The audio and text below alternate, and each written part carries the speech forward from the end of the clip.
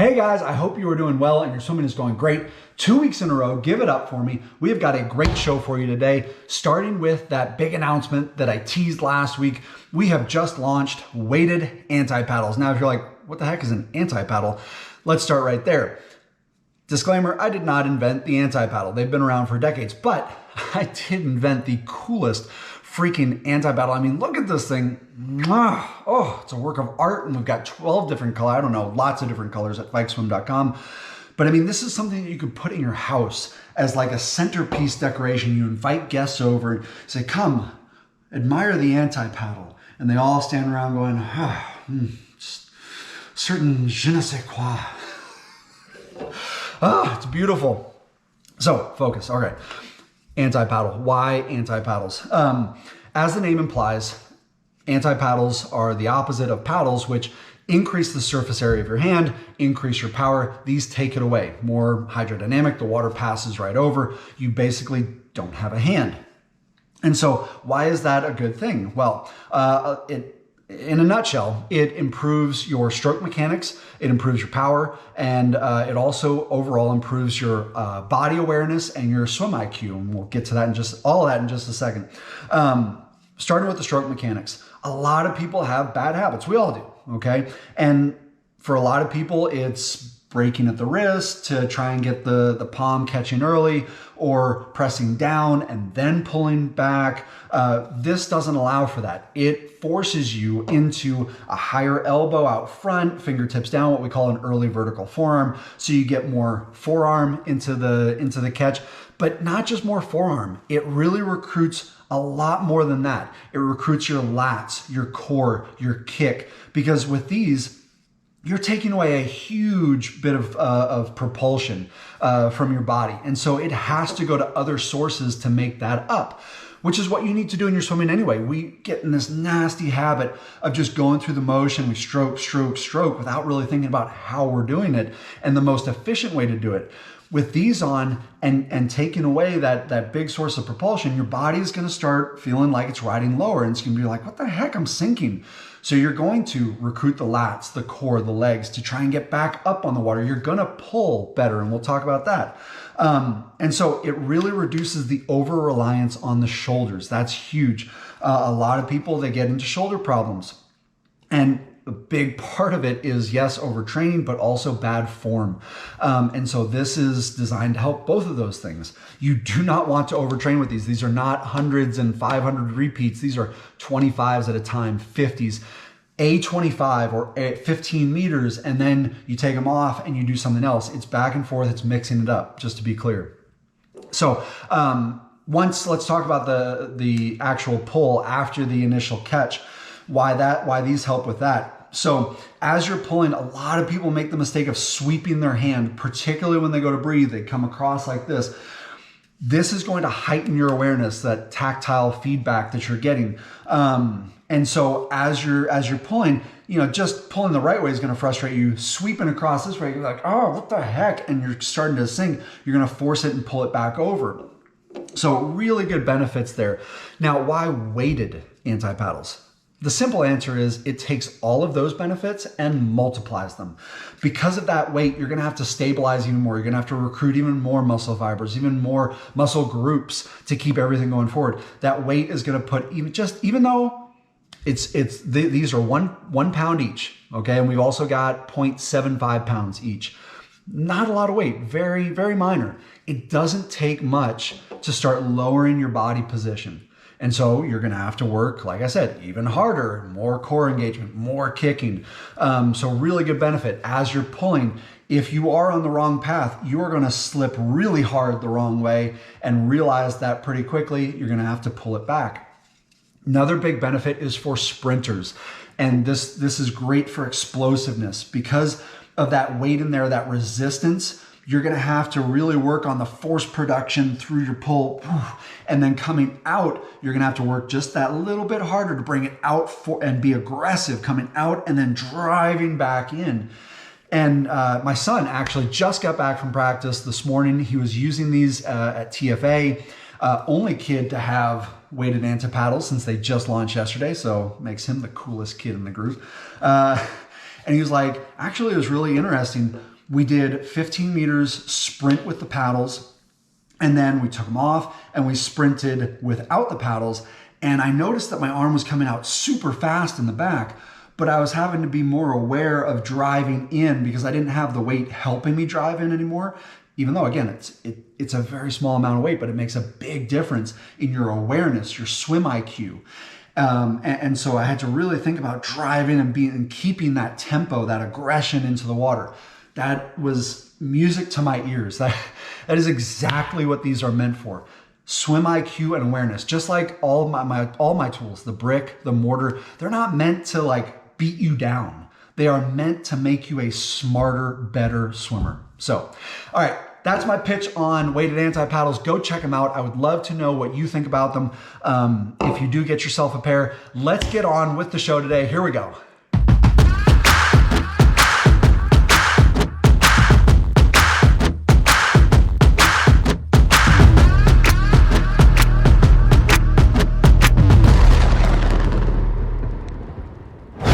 All right, I have a second big announcement.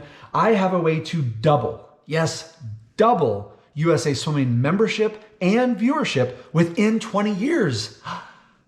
And it's damn near impossible. On that note, please give me a like and subscribe. I forgot to ask for this earlier. I feel like I've lived up to my end of the bargain 2 weeks in a row, yay. Don't ask me about the next week, just hit like and subscribe.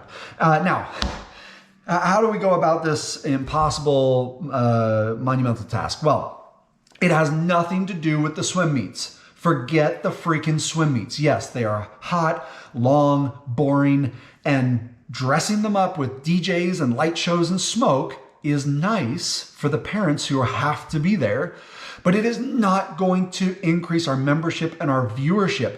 And I hate it when we point to these college meets that break attendance records because they got DJs and light shows and all this stuff, and we say, look, this is the model. We just do this across swimming. No, that's not going to work at a pro swim series or any other meet.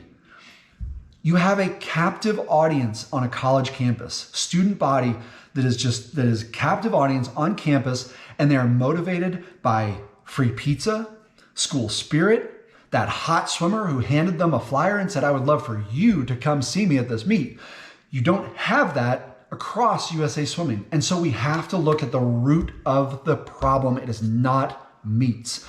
The root of the problem, hear me out, is how we train and get these kids started down the path of swimming. This is not a less is more soapbox, although it does play nicely into that. This is a serious, meant to be a serious discussion and debate over how do we keep kids in the sport, because that is what ultimately grows the membership, right? And the viewership. Keeping kids in it, and when they have kids, their kids get in it, and they want to go see, they want to stay involved in the sport, they want to see the meets outside of just the Olympics. And so when you look at when does a kid get involved in swimming? Well, typically it's summer league, right? 5, 6, 7 years old, and it's just these bodies plopping into the water and tearing down the pool. There's really no technique. It's all adrenaline and talent. And you see these kids who are crushing other kids at 5 and 6 and 7 years old. And then 9, 10, 11 rolls around and suddenly they're getting beat by the kids they were crushing. They're getting 3rd and 4th and 5th, and they're going, what the heck? Mom, Dad, why am I getting beat? And they go, well, buddy, those kids, they started doing year-round club swimming. Is that something you want to do? And eventually the thought process gets to, okay, well, that involves more practices, more time in the pool. It's not fun like clubs, like summer league swimming. It's eventually going to lead to like 40 100s or really bad 100 100s. And I don't want to do that, because 99% of what we're going to do is the exact same. We swim down, we swim back, and there's really no difference. Or I can go play with balls, and every play, every down, every possession is a different challenge. It stimulates me in a different way, and it's a new opportunity to score points. That is largely why kids are bailing on our sport. We need to change how we train kids, and for 2 very good reasons. It's not just the interest level, keeping them interested, keeping them stimulated. It's also for their long-term success.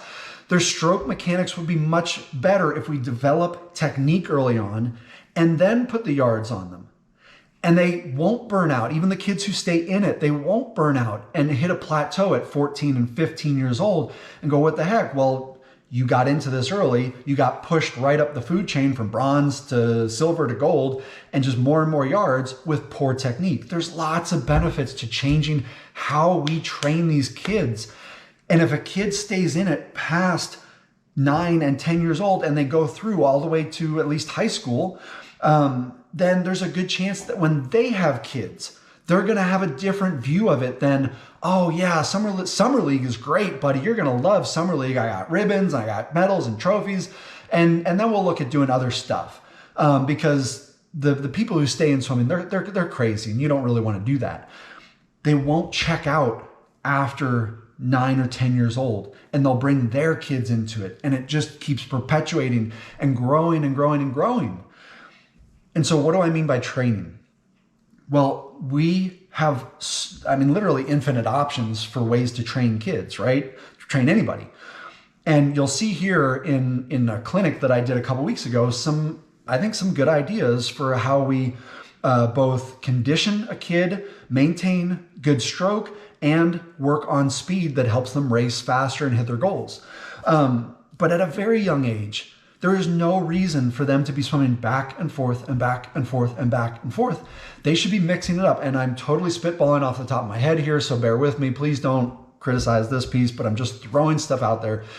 You drill down for a 25. Then you run on the bottom of the pool until it gets too deep, and you drop down and you dolphin kick underwater. Then you get out. You do something stimulating on land that serves as functional training, as aerobic training, and just really good athletic training.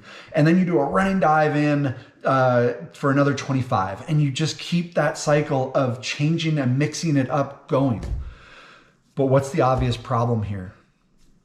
We have thousands of coaches and a whole system built around those coaches that props up the old ways of doing things. The coaches that we have, when they swam, they did it the way they currently coach, and we keep this cycle going. How you get thousands of coaches to change how you do it, I don't know. That's the part that seems really impossible. And the thing that's really going to hold it up is human nature. We will always point to what has been done and try to keep the old ways going because that is our nature. We will always point to the people who are successful and say, look, we don't need to change. Everything else needs to change to accommodate what we're doing.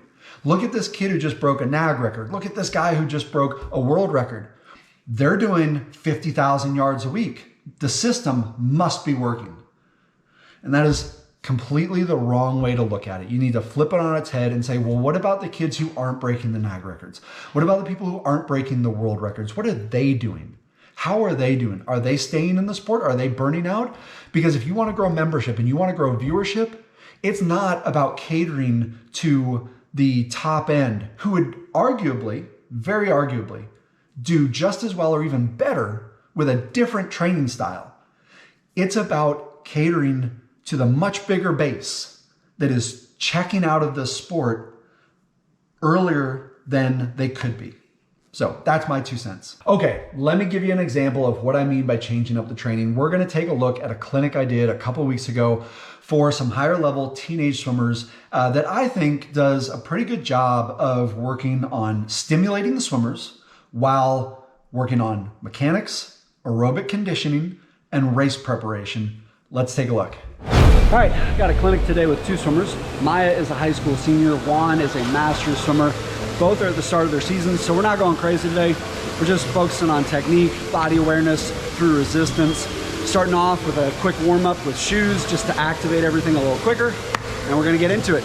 All right, first thing we're doing today, with a parachute, we're gonna go 425s. First one is single kick dolphin the whole way down. So you do a dolphin kick, and you pause about 2-1000. Do a dolphin kick, you pause, dolphin kick, you pause, dolphin kick, you pause.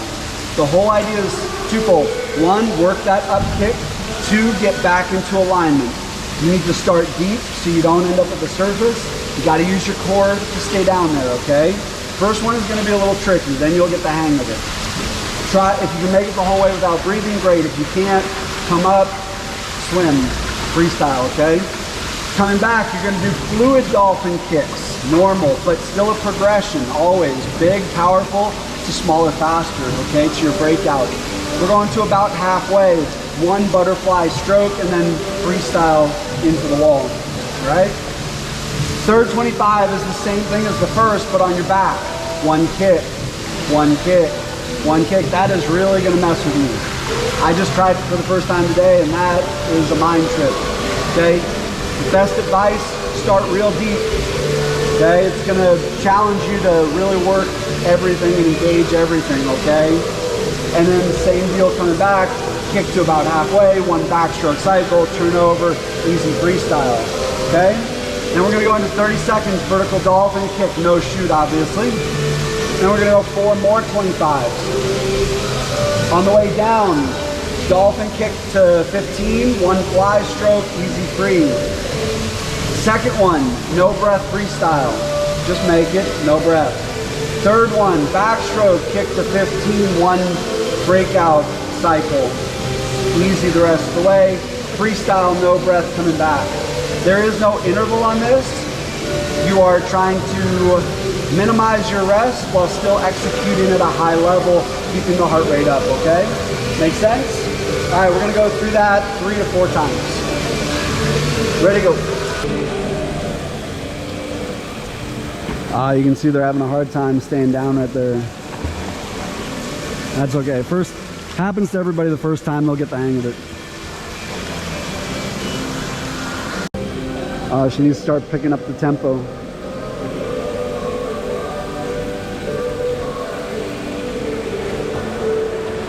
Press that chest into the first stroke, help the hips pop.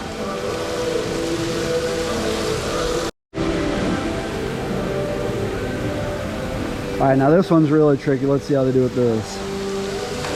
That's a little too quick. We want more pause to make the body have to work even harder, do more with less. Juan's gotta stay down there. I like doing this pausing drill with the kick because it really forces your body to try to do more with less. You start to decelerate and then you gotta hit it again, so you gotta make sure you're working the up kick and the down kick and not losing sight of your body alignment.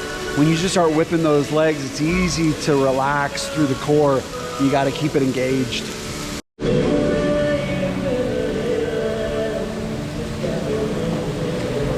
He's gotta work it a little bit farther out than that. That's pretty good. Guys, watch the splash, watch the splash. Control your chest.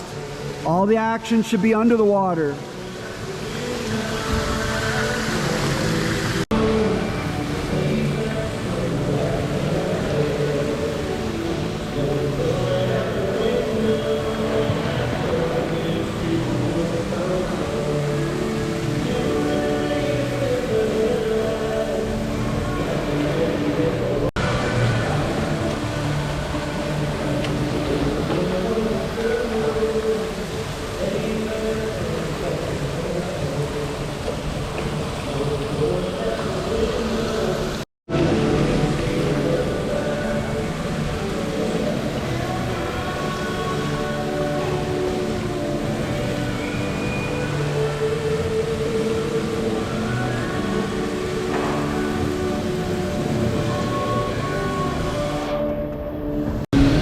Here's what we're doing next. You're gonna lift the cord. You're gonna stagger yourselves one at a time. So first person goes, let's say Maya. And Maya, you're gonna go 6 dolphin kicks into 3 butterfly strokes. Okay, with the cord, you're gonna pause just for a second until you feel that cord tug on you, start to pull you back a little bit. It won't take long, okay? But give it a second to let it tug, to let it pull. And then you're gonna go 2 strokes, two more strokes butterfly, okay? So that's 5 strokes. After that second stroke, you're gonna reach down there, get that belt off, let it come back. Watch out, whoever's back here. I did it this morning, it shouldn't go flying, but just watch out, okay? So you hit that second stroke, let the belt go, and then it is fly the rest of the way into the wall, all right? This is with fins, by the way. This is with fins.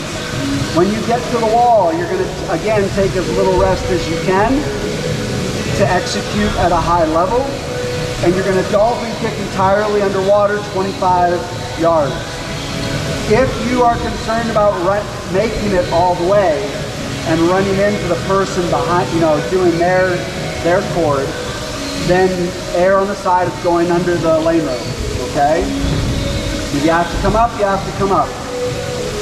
But let's make sure we're working on the progression of bigger, powerful to smaller, faster on that. We're not sprinting it, it's just strong, okay? When you get back here, no fins, drop the fins, and you're gonna push off about 3 dolphin kicks into 6 strong freestyle strokes. Let's call it about 200 pace. Just enough to get some momentum going, keep the wall speed, okay? On that 6th stroke, 5, 6, you're gonna put both hands out and you're gonna skull to break. Not skull to go forward, skull to stop, okay? You're gonna boom, boom, boom, boom, boom, boom, boom. Once you feel yourself stop, you're gonna make sure your head is down and you're gonna hit fly strokes all the way into the wall. So you're going from a dead start, okay? You are then going to take as little rest as you can and then dolphin kick hopefully all the way underwater as far as you can back to the wall, okay? That's 1 round. We're gonna do that 4 to 5 rounds. All right, make sense?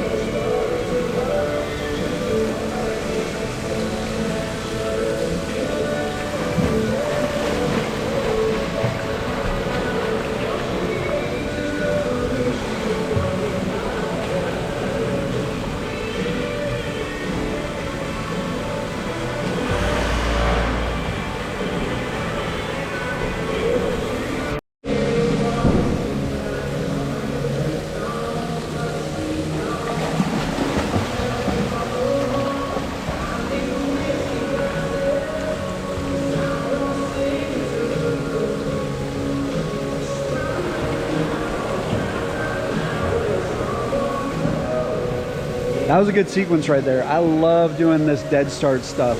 We get in this bad habit of just kind of going and letting momentum take over and just stroke after stroke instead of really thinking about maximizing our output on every stroke.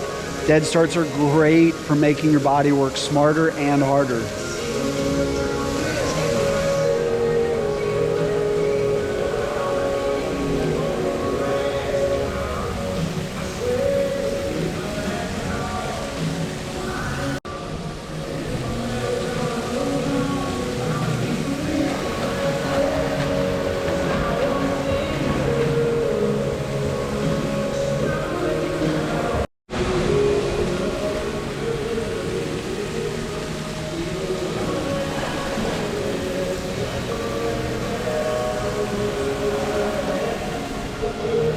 All right, we're doing a little bit of breaststroke work to close out the clinic.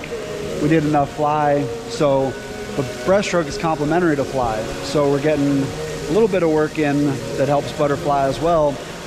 And these guys are just finishing up with 1 pull 2 kick, which is a great drill for breaststroke, one of the best. Freestyle no breath to keep the heart rate up, and then breaststroke pull with flutter kick with fins to really get that drive, and then coming back, breaststroke kick with fins on their back, just to make them think a little bit.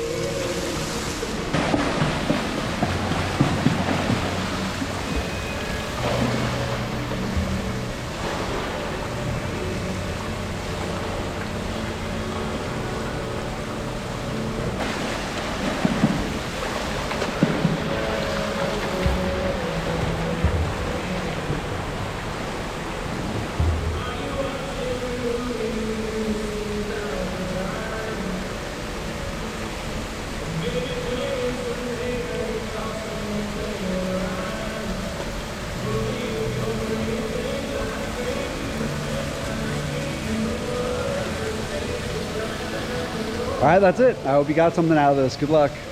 That was a great clinic. I really enjoyed that. And that's something I didn't touch on earlier too, is that I think it has benefits for the coaches as well and engages them more. It's so much more interesting, in my opinion, to do something like that than to say, all right, 2100s, ready to go. So all around, I think that there are certainly better ways that we can go about doing what we're doing. I hope that clinic gave you some ideas for how you do what you do. Don't forget, get yourself some anti-paddles, whether you start off weighted or you ease into it with unweighted. You can't go wrong, because at the very least, you're gonna have some killer home decor. I will see you guys next time. Good luck with your swimming. Swim different.